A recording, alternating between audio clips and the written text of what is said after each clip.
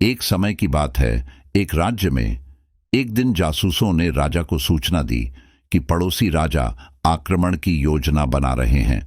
गुप्तचरों ने खबर के सत्य होने की पुष्टि की। मात्र 3 दिनों के बाद पड़ोसी राज्य अपनी अजय सेना के साथ हमला करने वाला है। इस समस्या ने राजा के लिए एक महत्वपूर्ण चुनौती खड़ी कर दी, जो अत्यधिक चिंताजनक स्थिति हो गई, और राजा ने तुरंत एक बैठक बुलाई और सभी से सलाह मांगी।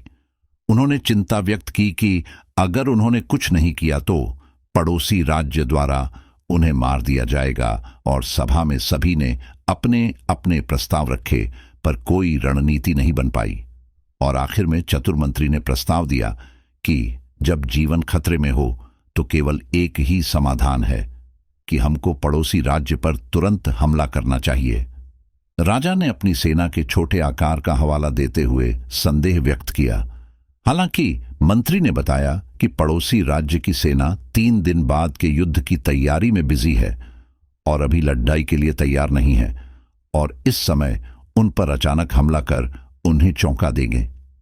हालांकि जीत अनिश्चित भी है और असंभव भी, और हमने कुछ नहीं किया तो 3 दिन बाद उन पर हमला किया जाएगा।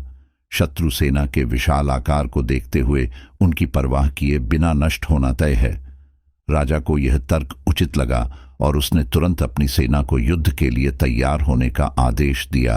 राज्य के नागरिक भी सेना में शामिल हो गए और सब मिलकर पड़ोसी राज्य की ओर चल दिए। अपने गंतव्य तक पहुंचने से पहले उन्हें एक पुल पार करना पड़ा।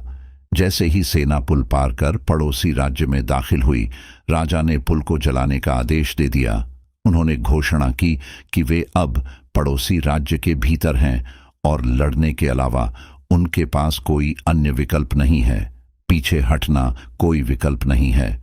और सैनिक अपनी पूरी ताकत से लड़ी और पड़ोसी राज्य की दुर्जय सेना के खिलाफ विजयी हुए।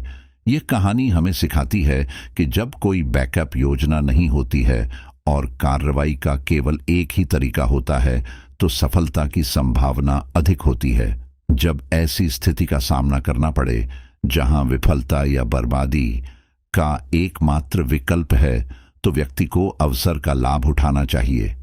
प्रत्येक सफल व्यक्ति एक ऐसे बिंदु पर पहुंचता है जहां उन्हें एहसास होता है कि निष्क्रियता बर्बादी का कारण बनेगी और वे इससे बचने के लिए कार्रवाई करनी चाहिए।